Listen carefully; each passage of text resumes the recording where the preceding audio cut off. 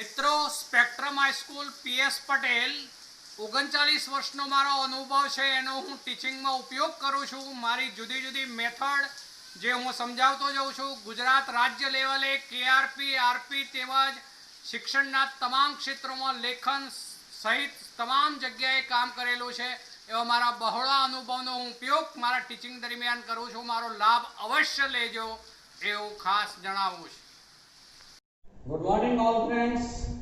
जो હવે આપણે નવા એક ચેપ્ટર ઉપર જઈએ છે ઉષ્માગતિશાસ્ત્ર।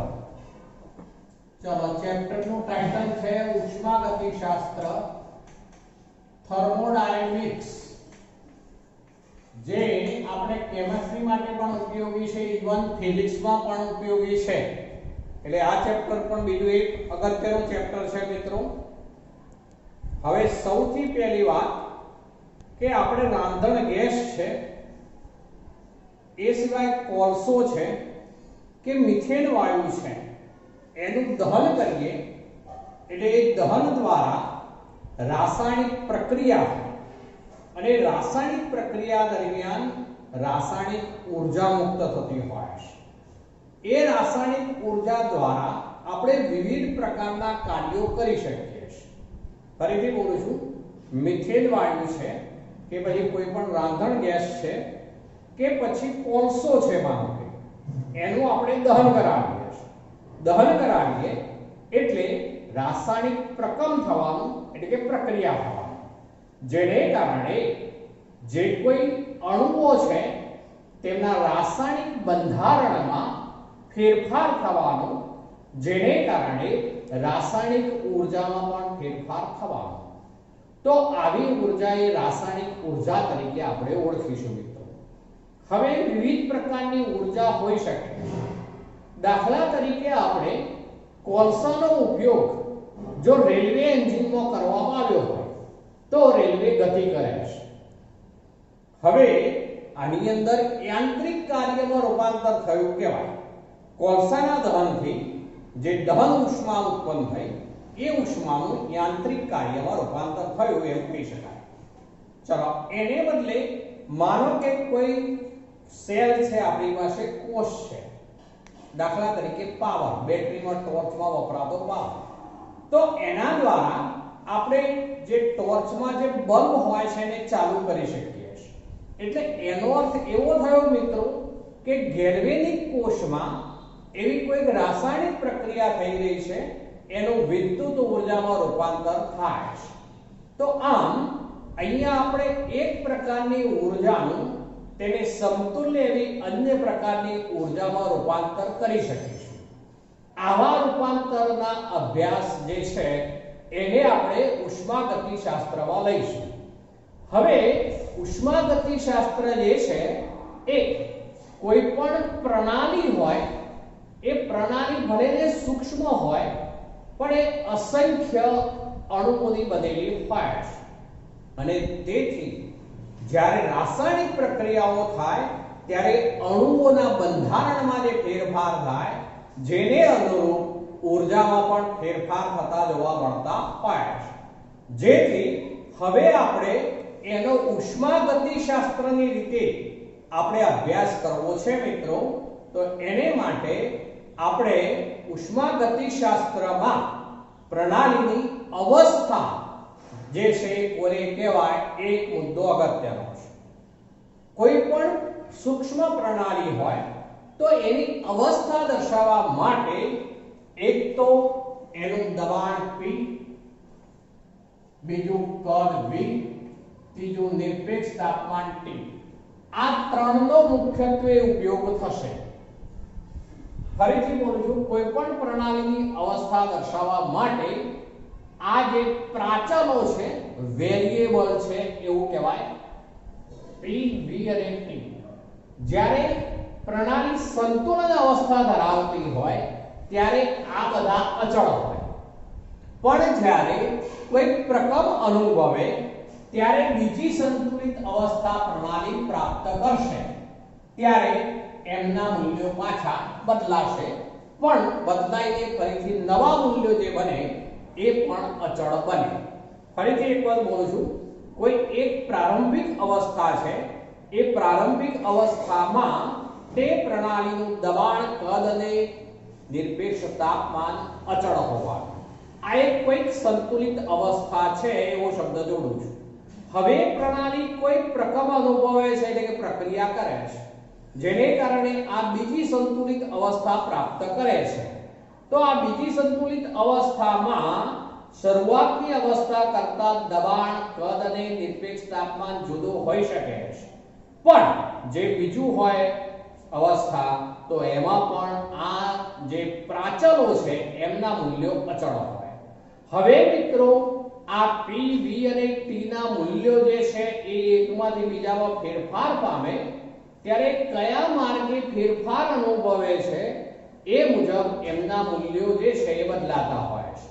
પરંતુ બે અવસ્થાઓ છે એ અવસ્થાઓની ઊર્જા જે છે એ તો અચળ જ રહેશે. માટે આ એક અવસ્થાની ઊર્જા, આ બીજી અવસ્થાની ઊર્જા, તો એ ઊર્જા એક અવસ્થા વિધેય બનશે. હવે આ બધી બાબતો સમજવા માટે આ ચેપ્ટરની શરૂઆતમાં સૌથી પહેલા આપણે પ્રણાલી અને તેના પ્રકાર ઉપર આવવું છે. તો પ્રણાલી કોને કહીશું? તો સમગ્ર વિશ્વ જે છે એનો એવો નાનામાં નાનો વિભાગ કે જે ચોક્કસ હદ રેખા ધરાવતો હોય, જેની અંદર કોઈ રાસાયણિક પ્રક્રિયા અથવા કોઈ પ્રયોગ કરવાથી જે ફેરફાર થાય એની આપણે નોંધ કરી શકીએ, એ જે છે આપણા માટે પ્રણાલી બને. મિત્રો દાખલા તરીકે આપણે આવું લઈએ છે, કોઈ એક પાત્ર છે, આ પાત્રની અંદર કોઈ બે પદાર્થોને મિક્સ કર્યા છે, A અને B. આ બે પદાર્થોને ભેગા કર્યા છે. હવે આ બે પદાર્થો વચ્ચે કોઈ રાસાયણિક પ્રક્રિયા થાય છે, તો આપણા માટે શું રાસાયણિક પ્રક્રિયા થઈ રહી છે, કેવી રાસાયણિક પ્રક્રિયા થઈ રહી છે એ જાણવાનો આપણે પ્રયત્ન કરીએ તો આપણા માટે એક પ્રણાલી છે. આ એક પ્રણાલી છે. દાખલા તરીકે આ એક બીકર છે, એની અંદર આપણે A અને B બે પદાર્થો લીધા છે એમ કહીએ, તો આ બીકર જે છે એ એની હદ રેખા કહેવાય, સીમા કહેવાશે પ્રણાલી. અંદર રહેલા રાસાયણિક પદાર્થો જે છે, અંદર રહેલા પદાર્થો, એ પદાર્થો એ આપણા માટે પ્રણાલી કહેવાશે. હવે અહીંયા જે છે હું એવું પણ કહી શકું, માનો કે કોઈ એક કસનળી આપણે લીધી છે, એ કસનળીની અંદર આપણે માનો કે Na2CO3 સોડિયમ કાર્બોનેટ લીધેલો છે. હવે તેની અંદર આપણે માનો કે HCl ઉમેરીએ છીએ. કસનળીની અંદર Na2CO3 હતો, હવે આપણે HCl ઉમેર્યો, એટલે એનો અર્થ એવો થયો કે કસનળીમાં આપણે બે પદાર્થો A અને B ને મિક્સ કર્યા છે. તો તેમની વચ્ચે રાસાયણિક પ્રક્રિયા થવાની, તેમાંથી NaCl બનશે, H2O બનશે, અને એ દરમિયાન એટલે કે ટ્વાઇસ NaCl બને, બેલેન્સ કરવું પડે એને સમીકરણની રીતે તો, અને H2O પણ બેલેન્સ કરવાના, અને CO2 વાયુ ઉત્પન્ન થશે. એટલે આપણે જો કસનળીને આમ જોઈએ તો એમાંથી CO2 વાયુના પરપોટા દ્રાવણમાંથી બહાર આવતા આપણને દેખાશે. તો આ આપણા માટે એક પ્રયોગ છે. એની અંદર રહેલા જે આપણે લીધું, એક શું લીધું તો NaCl, એક લીધું આપણે Na2CO3 અને બીજું લીધું એમાં HCl. તો આ બંને જે છે એ આપણે પ્રક્રિયકો છે, એ પ્રણાલી કહેવાશે. જે કસનળીની હદ રેખા છે, કસનળી છે એની હદ રેખા છે. હવે તેની બહારનો વિસ્તાર જે હોય, બીકરનો બહારનો અથવા કસનળીનો બહારનો વિસ્તાર, એને કહેવાશે મિત્રો પર્યાવરણ. એને કહેવાય પર્યાવરણ. પર્યાવરણ. ચલો, તો આમ આપણે પ્રણાલી અને પર્યાવરણ બે સતત એકબીજાના સંપર્કમાં હોય મિત્રો. પ્રણાલી અને પર્યાવરણ એકબીજાના સંપર્કમાં હોય એટલે પ્રણાલી પ્લસ પર્યાવરણ એવું કહીએ આપણે, તો એ જે બનશે એ વિશ્વ કહેવાશે. વિશ્વ. એટલા માટે મેં શરૂઆતમાં કહ્યું, સમગ્ર વિશ્વનો એવો નાનામાં નાનો વિભાગ કે જે ચોક્કસ હદ રેખા ધરાવે છે, જેમાં પ્રયોગો કરી તેના અવલોકનોની આપણે નોંધ કરીએ છીએ, તો અંદર રહેલો જે વિભાગ છે એને પ્રણાલી કહેવાશે. આ જે બીકર છે કે કસનળી છે એ પ્રણાલીની હદ રેખા કહેવાશે અને આજુબાજુનો ઓરડાનો વિસ્તાર, સમગ્ર વિશ્વનો વિસ્તાર એ પર્યાવરણ કહેવાશે. તો આ પ્રણાલી અને પર્યાવરણ બે ભેગા કરીએ ત્યારે વિશ્વ બધું કહેવાશે. હવે મિત્રો આપણે પ્રણાલીના પ્રકાર પાડવા છે, તો પ્રણાલીના પ્રકાર ઉપર આવું છું. પ્રણાલીના પ્રકાર, ચલો પ્રણાલીના પ્રકાર જે છે એ ત્રણ પ્રકાર છે મિત્રો, ત્રણ પ્રકાર છે. એક કહું છું હવે ખુલ્લી પ્રણાલી, ખુલ્લી પ્રણાલી. બીજું કહું છું બંધ પ્રણાલી, બંધ પ્રણાલી. અને ત્રીજું લઈએ છે એમાં નિરાળી પ્રણાલી, નિરાળી પ્રણાલી, નિરાળી પ્રણાલી. હવે જો આ ખુલ્લી પ્રણાલી, આપણે જે બીકરની વાત કરી મિત્રો, તો એ ખુલ્લી પ્રણાલી છે. આપણે કસનળીની વાત કરી તો એ ખુલ્લી પ્રણાલી છે. આપણે જે ઉદાહરણમાં જોઈ ગયા કે કસનળીની અંદર Na2CO3 આપણે લીધું દ્રાવણ સ્વરૂપે કે પદાર્થ સ્વરૂપે બંને લઈ શકાય. એની અંદર HCl આપણે ઉમેર્યો તો રાસાયણિક પ્રક્રિયા થવાથી CO2 વાયુ ઉત્પન્ન થયો, જે પરપોટા રૂપે બહાર નીકળી જશે મિત્રો. હવે આ પ્રક્રમ દરમિયાન કેટલીક ઊર્જા પણ ઉત્પન્ન થવાની, તે એ ઊર્જા પણ પર્યાવરણ સાથે આપલે કરશે. એટલે એનો અર્થ એવો થયો કે જે પ્રણાલીમાં પ્રણાલી અને પર્યાવરણ વચ્ચે દ્રવ્ય અને ઊર્જા બંનેની આપલે થતી હોય, આ બંનેની આપલે, આપલે એટલે આપે પણ ખરું અને સ્વીકારે પણ ખરું. જે પ્રણાલીમાં પ્રણાલી અને પર્યાવરણ વચ્ચે દ્રવ્ય અને ઊર્જા બંનેની આપલે થતી હોય તો તેવી પ્રણાલીને ખુલ્લી પ્રણાલી કહે. તો આ રીતે બીકર જે છે એમાં અંદર કોઈ બે પ્રક્રિયાઓ આપણે લીધા હોય, તે બધી પ્રક્રિયા થશે, એ દરમિયાન એ ખુલ્લી પ્રણાલી કહેવાશે. ચલો બીજું લઈએ છે બંધ પ્રણાલી. ચલો બંધ પ્રણાલીમાં ઉપરથી એને બંધ કરી દઈએ, પણ હવે જે પાત્ર છે એ બીકરને બદલે હું એવું કહું છું કે કોપરનું પાત્ર છે, સ્ટીલનું પાત્ર છે. કોપર કે સ્ટીલનું પાત્ર હોય અને ઉપરથી એને બંધ કરી દીધી હોય. ચલો ઉપરથી બંધ કરી દીધી છે, કોપર કે સ્ટીલનું પાત્ર છે, તો એ વખતે જે દ્રવ્ય છે એની આપલે નહીં થાય. દ્રવ્ય જે છે એની આપલે નહીં થાય, પણ ઊર્જાની આપલે થશે. કારણ કે આની દિવાલો જે છે સંપૂર્ણપણે વાહક હોય. સ્ટીલ છે, કોપર છે, ધાતુ છે, તો એની દિવાલો વાહક હોવાને કારણે તે ઊર્જાની આપલે કરશે. પર્યાવરણમાંથી ઊર્જા મેળવે પણ ખરું, પર્યાવરણને ઊર્જા આપે પણ ખરું. તો એ ઊર્જાની આપલે થવાની, પણ દ્રવ્યની આપલે નહીં થઈ શકે કારણ કે સંપૂર્ણપણે એ બંધ છે. આમાં શું થતું હતું? તો જે CO2 વાયુ ઉત્પન્ન થતું તો એ વાતાવરણમાં જતો રહે, એટલે દ્રવ્યની આપલે થઈ અને એમાં ઊર્જાની પણ આપલે થવાની પર્યાવરણ સાથે, એટલે ખુલ્લી પ્રણાલી. જ્યારે આમાં કોપર કે સ્ટીલનો પાત્ર જો હોય તો એની દિવાલો જે છે વાહક હોવાને કારણે હવે એમાં દ્રવ્યની આપલે નહીં થાય, પણ ઊર્જાની તો આપલે થવાની મિત્રો, માટે બંધ પ્રણાલી છે. ચલો નિરાળી પ્રણાલીની વાત કરીએ. દાખલા તરીકે કોઈ થર્મોસ ફ્લાસ્ક લીધો છે આપણે, થર્મોસ ફ્લાસ્ક, અથવા એવું કહું છું ઉષ્મારોધક દિવાલો હોય, ઉષ્મા અવરોધક, ઉષ્મારોધક દિવાલો હોય, તો હવે પ્રણાલી અને પર્યાવરણ વચ્ચે દ્રવ્યની પણ આપલે નહીં થાય, ઊર્જાની પણ આપલે નહીં થાય. દ્રવ્યની પણ આપલે ન થાય, ઊર્જાની પણ આપલે ન થાય મિત્રો. તો એવી પ્રણાલીને નિરાળી પ્રણાલી કહે. અર્થ એવો થયો કે આમાં બંનેની આપલે નહીં થાય. જો હવે ત્રણેયમાં તફાવત, ખુલ્લી પ્રણાલીમાં પ્રણાલી અને પર્યાવરણ વચ્ચે દ્રવ્ય અને ઊર્જા બંનેની આપલે થતી હોય ત્યારે ખુલ્લી પ્રણાલી કહેવાશે.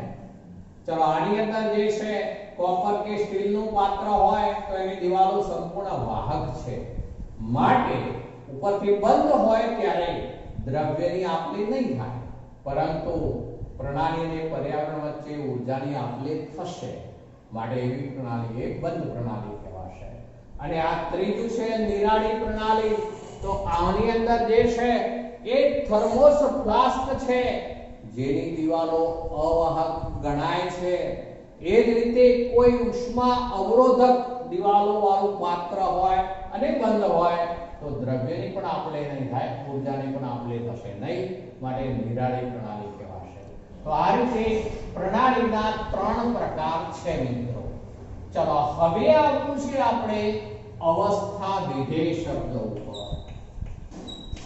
અવસ્થા વિધેય તો પ્રણાલીના જે ગુણધર્મોના મૂલ્યો પ્રણાલીની અવસ્થા પર આધારિત હોય છે તેમને અવસ્થા વિધેય કહે છે.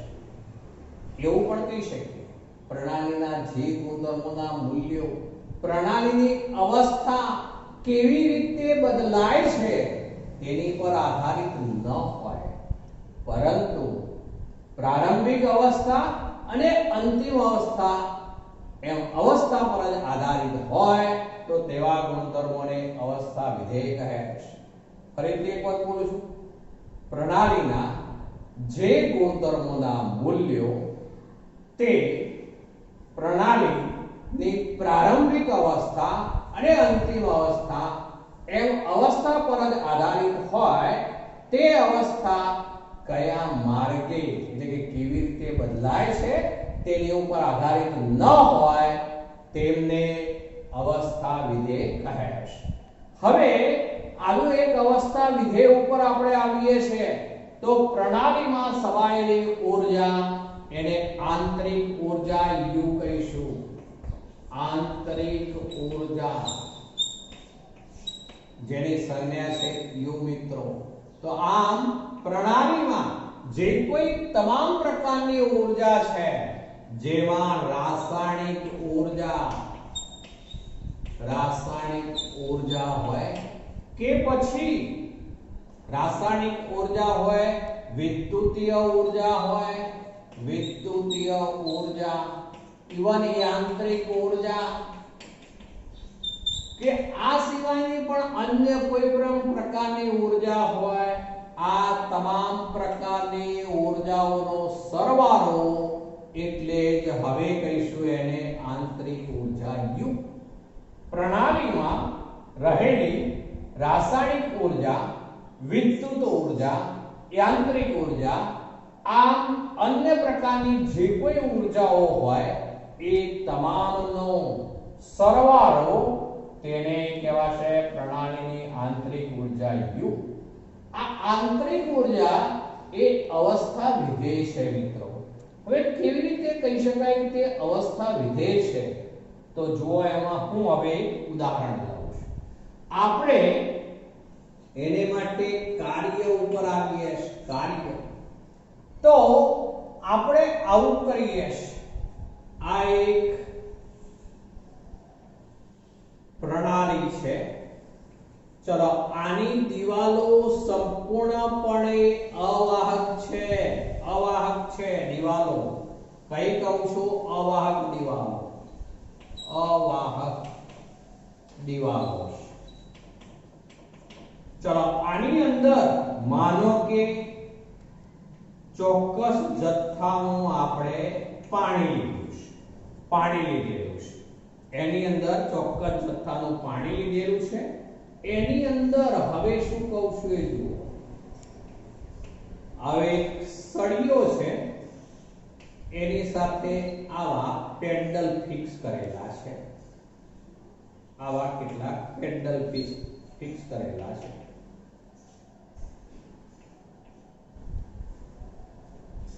ચલો હવે આ જે છે એમાં આ પ્રણાલી જે છે અંદર રહેલું પાણી જે છે એ પાણીનું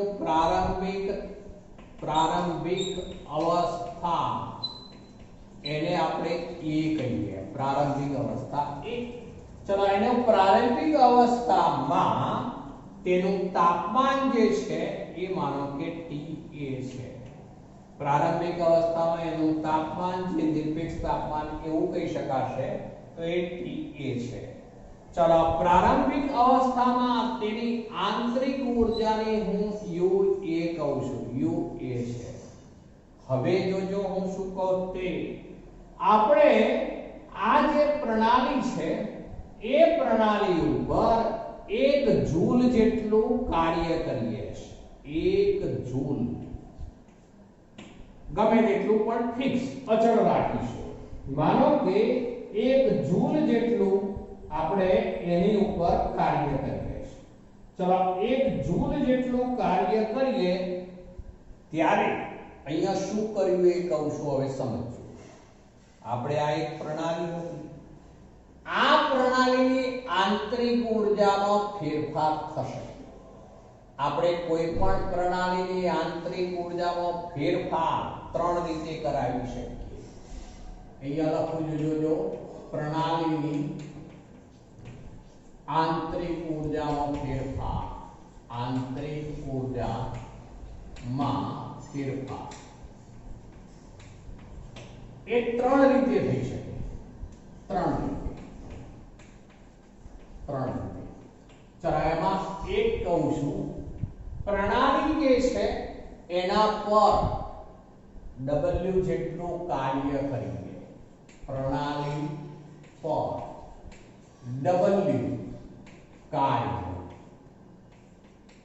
કરવા અથવા કહું છું પ્રણાલી વડે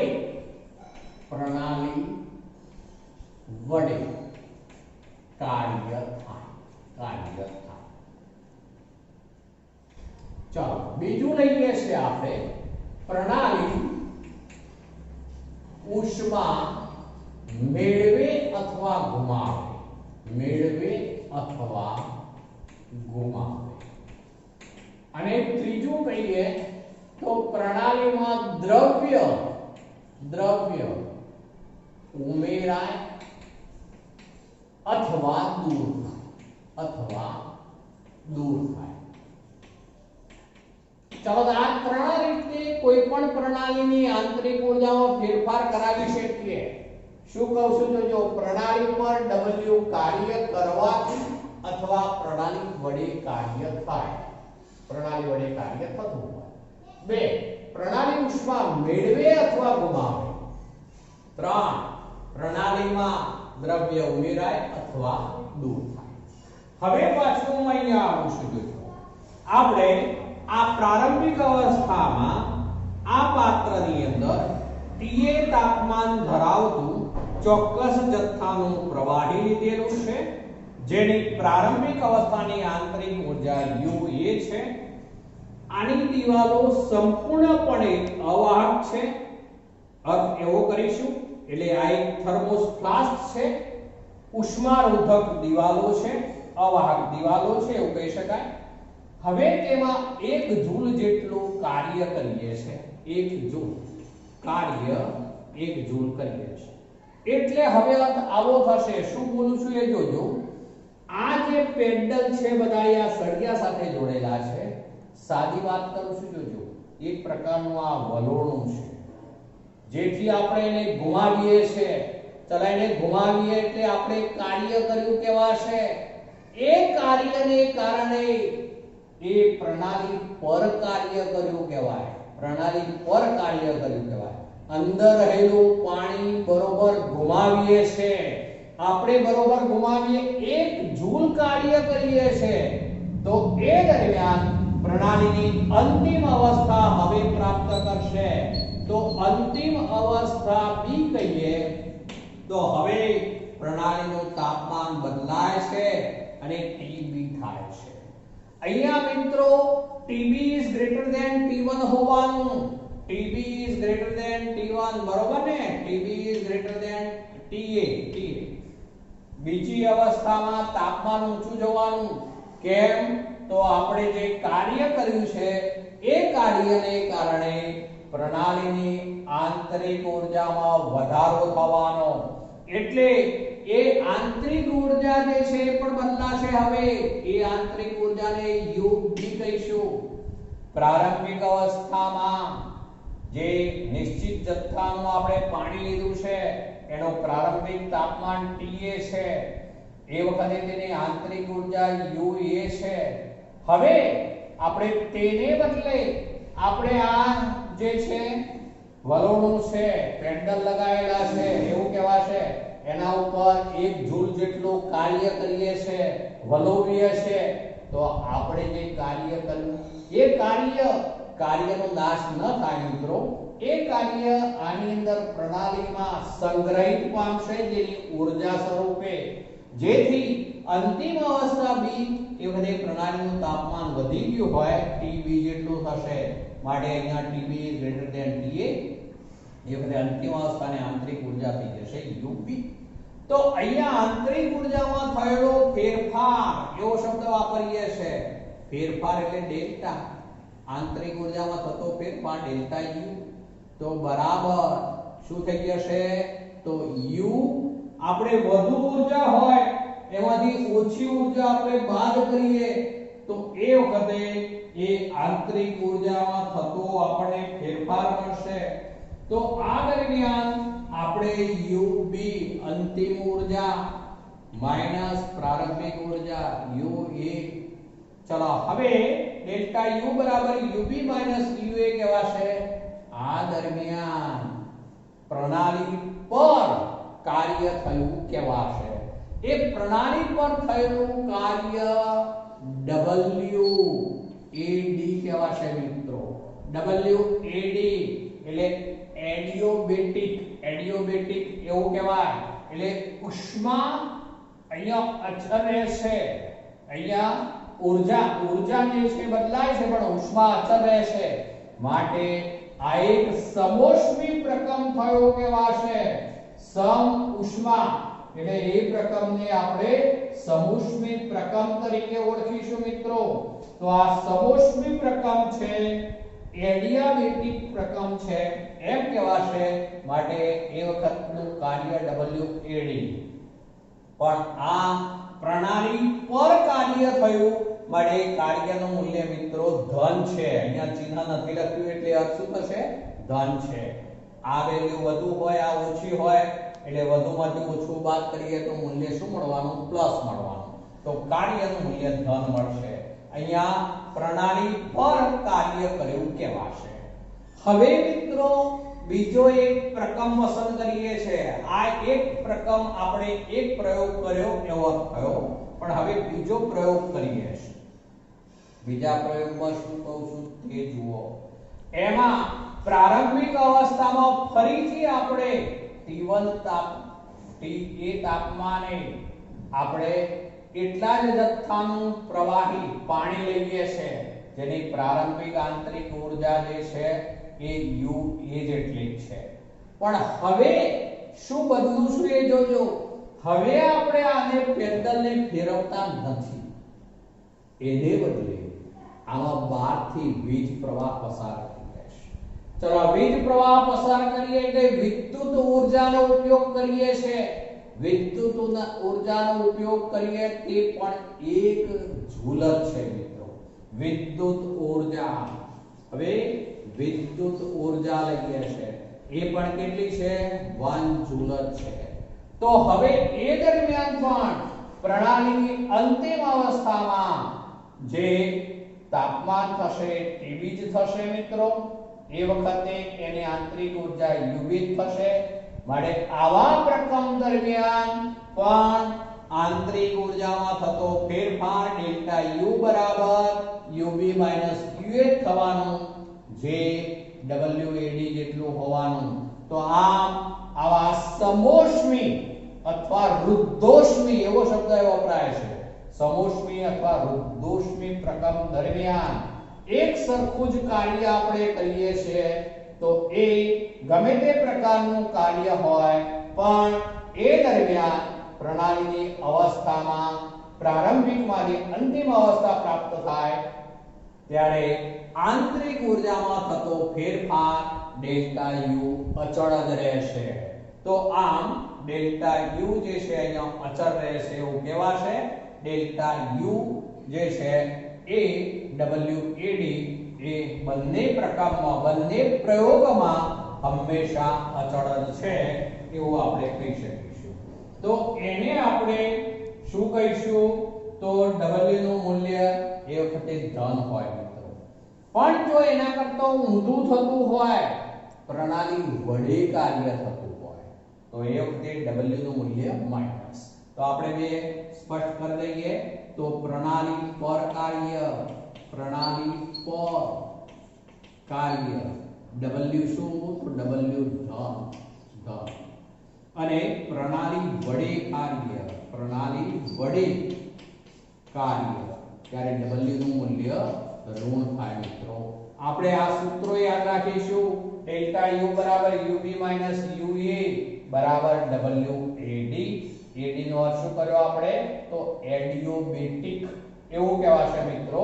તો એ રુદ્ધોષ્મી પ્રકમ છે, સમોષ્મી પ્રકમ છે એવું દર્શાવે છે.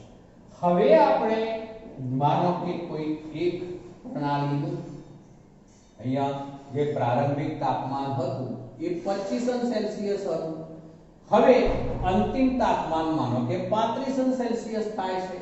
તો એ માટે ચાહે આ પ્રકમ પસંદ કર્યો હોય આપણે, એટલે કે પેડલને ઘુમાવવાનો, કે પછી આ પ્રકમ પસંદ કર્યો હોય, તો પણ એક જ સરખો આંતરિક ઊર્જામાં ફેરફાર થશે. માટે કાર્ય એક જ સરખું પ્રણાલી પર થયું કહેવાશે. માટે કાર્યનું મૂલ્ય ધન છે. અહીંયા ધ્યાન રાખીશું આ બે ચિહ્નો ક્યારે ધન અને ક્યારે ઋણ હોય તે અગત્યના છે. ચલો હવે આપણે એને બદલે બીજા પ્રયોગ ઉપર આવીએ. એની અંદર જે છે એ આ પાત્ર છે એ સ્ટીલનું પાત્ર છે. હવે હું એવું કહું છું, સ્ટીલનું પાત્ર. ચલો સ્ટીલનું પાત્ર છે, ભલે ને ઉપરથી બંધ છે, એટલે કે પ્રણાલી તો બંધ પ્રણાલી છે એવો અર્થ થશે.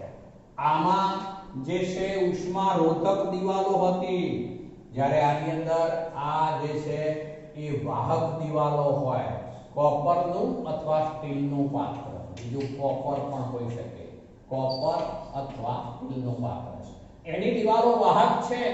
હવે તેને માટે માનો કે આપણે લઈએ છે, તો એમાં જ્યારે આપણે ઉષ્માના સંદર્ભમાં વાત કરીએ તો એ વખતે ઉષ્માને Q કહેવાશે. હવે આમાં પ્રણાલી જે છે એની પ્રારંભિક અવસ્થા જે છે, એની આંતરિક ઊર્જા જે છે, એને આપણે જે હોય શરૂઆતનું તાપમાન હું કહું છું. ચલો આ પ્રકરણમાં પણ પ્રારંભિક તાપમાન T છે. ચલો અંતિમ તાપમાન એ TB છે. તો આવા પ્રકરણમાં તાપમાનમાં થયેલો ફેરફાર ડેલ્ટા T કહીએ. તાપમાનમાં ફેરફાર ડેલ્ટા T બરાબર TB માઈનસ TA કહીશું મિત્રો. તો આ દરમિયાન આંતરિક ઊર્જામાં થતો ફેરફાર ડેલ્ટા U જે છે એ ઉષ્માના બરાબર હોય છે. આંતરિક ઊર્જામાં થતો ફેરફાર ડેલ્ટા U બરાબર Q કહેવાશે. એટલે કે ઉષ્મામાં થતો ફેરફાર Q જેટલો હોય છે. હવે આમાં પણ Q નું મૂલ્ય ધન કે ઋણ ક્યારે બને એ બતાવું છું. જોજો, જ્યારે પ્રણાલી ઉષ્મા મેળવે ત્યારે Q બરાબર ધન, પણ પ્રણાલી ઉષ્મા ગુમાવે ત્યારે જે Q છે એનું મૂલ્ય ઋણ હોય. તો આમ પ્રણાલી ઉષ્મા મેળવે છે કે ગુમાવે છે તેને અનુરૂપ Q નું મૂલ્ય પ્લસ કે માઈનસ હોઈ શકે છે.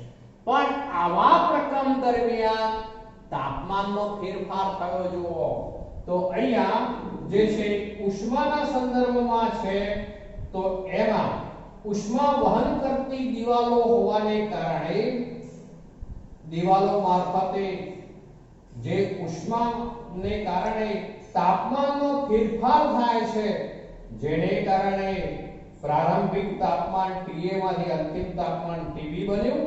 આ દરમિયાન આંતરિક ઊર્જામાં થતો ફેરફાર ડેલ્ટા U કહીશું. એનું મૂલ્ય ધન કે ઋણ હોઈ શકે છે. હવે મિત્રો આપણે આ બી મુદ્દો લીધો કહેવાશે, આ આપણે એ મુદ્દો લીધો કહેવાશે. અને હવે સી મુદ્દાની વાત કરું છું તો એની અંદર જે છે સામાન્ય કિસ્સો એવું લઈએ છે, સામાન્ય કિસ્સો.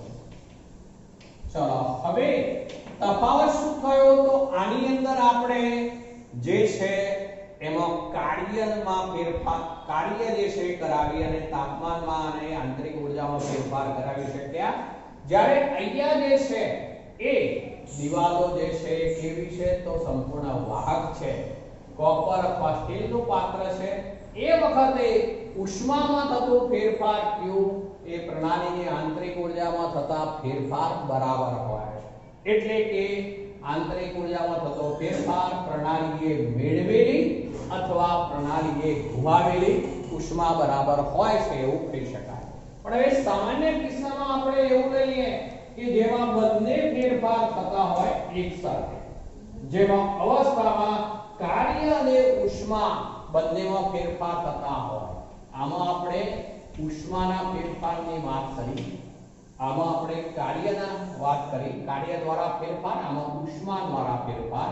જ્યારે સામાન્ય કિસ્સામાં કાર્ય અને ઉષ્મા બંનેમાં ફેરફાર, કાર્ય અને ઉષ્મા બંનેમાં ફેરફાર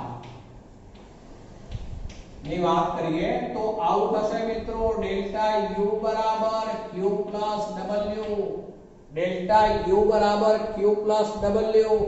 આને કહેવાશે ઉષ્માગતિશાસ્ત્રના પ્રથમ નિયમનું ગાણિતીય સ્વરૂપ મિત્રો. ઉષ્માગતિશાસ્ત્રના પ્રથમ નિયમનું ગાણિતીય સ્વરૂપ તો આ સ્વરૂપ એવું કહે છે કે ઊર્જા જે છે એનું મૂલ્ય હંમેશા અચળ હોય છે. એક પ્રકારની ઊર્જાનું તેને સમતુલ્ય એવી અન્ય પ્રકારની ઊર્જામાં રૂપાંતર કરી શકાય, પરંતુ ઊર્જાનો નાશ થઈ શકતો નથી કે નવી ઊર્જા ઉત્પન્ન કરી શકાતી નથી.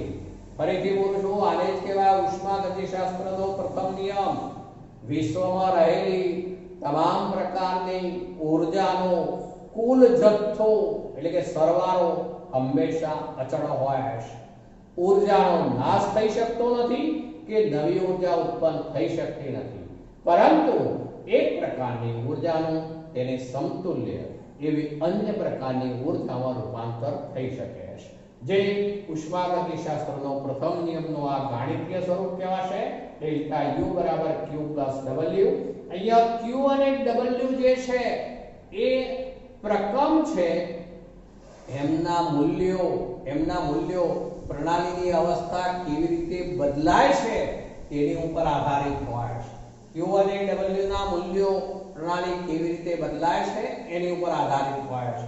જ્યારે ડેલ્ટા U જે છે એનું મૂલ્ય માત્ર પ્રણાલીની પ્રારંભિક અવસ્થા અને અંતિમ અવસ્થા પર જ આધારિત હોય છે, માટે આંતરિક ઊર્જા એ અવસ્થા વિધેય થયો. ફરીથી એક વખત બોલું છું, પ્રણાલીની આંતરિક ઊર્જાના મૂલ્યનો આધાર એ માત્ર પ્રણાલીની પ્રારંભિક અવસ્થા અને અંતિમ અવસ્થા કઈ છે એ અવસ્થાઓ ઉપર જ આધારિત હોય છે. તે અવસ્થામાં કેવી રીતે ફેરફાર પામે છે તેના ઉપર આધાર હોતો નથી, માટે આંતરિક ઊર્જા એ અવસ્થા વિધેય છે.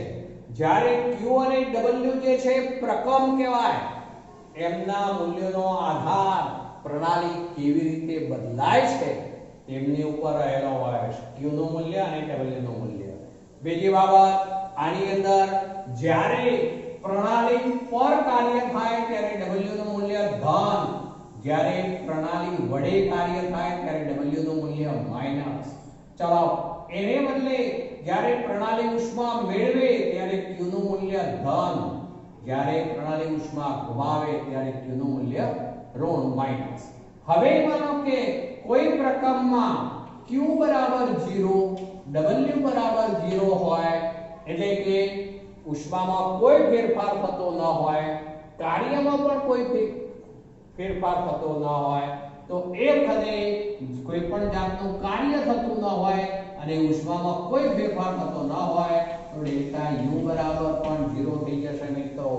આવી પ્રણાલી જે છે એ નિરાળી પ્રણાલી કહેવાશે, કારણ કે નિરાળી પ્રણાલીમાં દ્રવ્યની પણ આપલે નથી થતી, ઊર્જાની પણ આપલે થતી નથી, માટે કોઈ પણ જાતનું કાર્ય જો ન થતું હોય તો એ વખતે પ્રણાલીની ઉષ્મામાં પણ કોઈ ફેરફાર નહીં થાય, માટે આંતરિક ઊર્જામાં પણ કોઈ ફેરફાર થશે નહીં.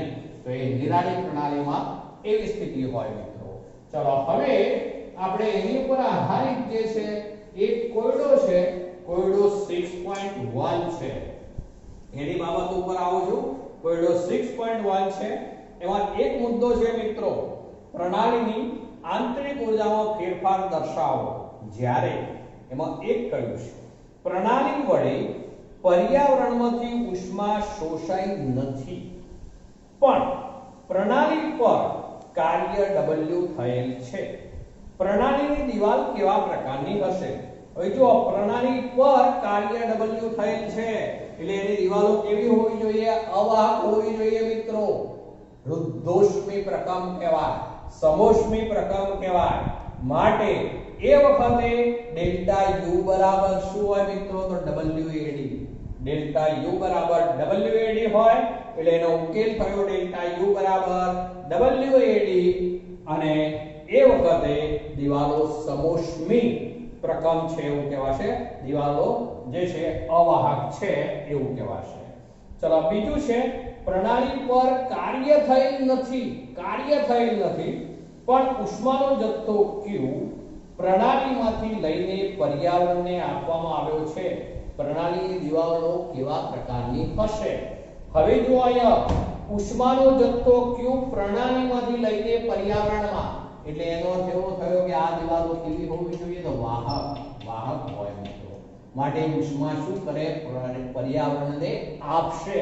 તો આમ અહીંયા જે છે એ ડેલ્ટા U બરાબર Q પણ પ્રણાલી ઉષ્મા ગુમાવે છે, માટે Q નું મૂલ્ય શું થાય? ઋણ. માટે એ વખતે શું કહેવાય મિત્રો? ડેલ્ટા U બરાબર એ વખતે કેવું પડશે? Minus Q. કેમ? તો અહીંયા આપણને એવું કહ્યું છે પ્રણાલી પર કાર્ય થયેલ નથી એટલે કાર્યનું મૂલ્ય તો 0. આ સૂત્રમાં કાર્યનું મૂલ્ય તો 0, પણ ઉષ્માનો જથ્થો Q પ્રણાલીમાંથી લઈને પર્યાવરણને આપવામાં આવે છે, એટલે પ્રણાલી ઉષ્મા શું કરે છે? ગુમાવે છે. પ્રણાલી ઉષ્મા ગુમાવે તો એની દિવાલો કેવી હોવી જોઈએ? તો વાહક હોવી જોઈએ. એ બંધ પ્રણાલી કહેવાય, વાહક હોવી જોઈએ એની દિવાલો. અને સાથે આપણે એ કહી શકીશું ડેલ્ટા U બરાબર Q નું મૂલ્ય જે છે માઈનસ થશે મિત્રો. હવે કારણ કે એ પ્રણાલી ઉષ્મા ગુમાવે છે અને Q ઋણ હોવો જોઈએ. અને ત્રીજો મુદ્દો છે પ્રણાલી વડે કાર્ય W થયેલ છે. ચલો આ સૂત્રમાં જોજો બરોબર. પ્રણાલી વડે કાર્ય થયેલ છે એટલે ડેલ્ટા U બરાબર પ્રણાલી વડે કાર્ય એટલે W, તો W માઈનસ પહેલા લખી દઉં છું. પ્રણાલી વડે કાર્ય થતું હોવાથી W ની કિંમત શું લેવી પડશે? તો માઈનસ. અહીંયા આપણે લખ્યું છે પ્રણાલી વડે કાર્ય W ઋણ, તો એ માઈનસ. ચલો પછી એવું કહે છે અને ઉષ્મા Q પ્રણાલીને આપવામાં આવે છે, એટલે એનો અર્થ એવો થયો કે પ્રણાલી ઉષ્મા મેળવે છે. Q નું મૂલ્ય કેવું હોય? 3. માટે આવું સૂત્ર થઈ જવાનું મિત્રો, ડેલ્ટા U બરાબર Q minus W.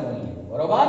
Delta U બરાબર Q માઈનસ W, અને એની પ્રણાલી એ શું હોવી જોઈએ? તો એ બંધ પ્રણાલી હોવી જોઈએ. ચલો તો મિત્રો આજે આપણે આટલે સુધી રાખીએ.